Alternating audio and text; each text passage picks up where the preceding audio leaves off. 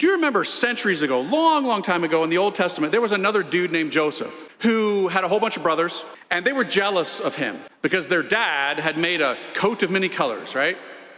I don't know what kind of jacket that was, but it must have been very nice, right? These dudes wanted to kill their brother for a jacket. So they were going to kill him, and then one brother steps up and says, no, hold on. He's our flesh and blood. Let's not kill him. Let's throw him here in this here hole, a cistern. So they did. And then one of them said, well, okay, this could be lucrative. We can make a little money off this, right? So they sold their brother into some caravan going down to Egypt. You remember the story. Joseph goes to Egypt, not our St. Joseph, another Joseph a long time ago.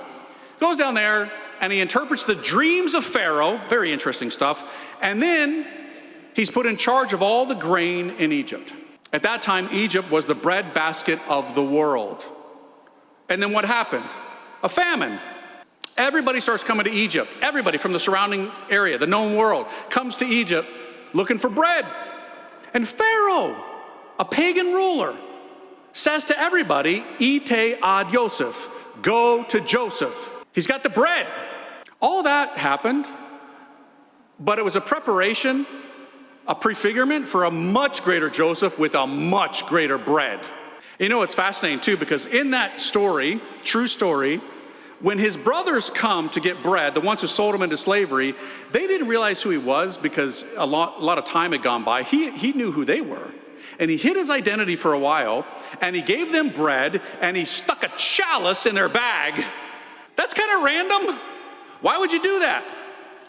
Because it's being set up for a greater Joseph with a greater bread who has a chalice too. Right. So when our bread came down from heaven, Jesus Christ, born in Bethlehem, which means house of bread or house of flesh in Hebrew and Aramaic, amazing, placed in a manger from where we get mangiare, eat. When a madman, a lunatic, wanted to kill our bread, destroy our bread, Joseph took our bread for safekeeping where? To Egypt.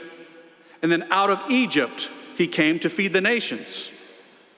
And Joseph himself never even received that bread. But without Joseph, brothers, you wouldn't be able to receive the bread today. The only reason we have the Blessed Sacrament is because Mama Mary made the bread in her womb, that sacred oven. And Joseph, our spiritual father, preserved the bread for the nations.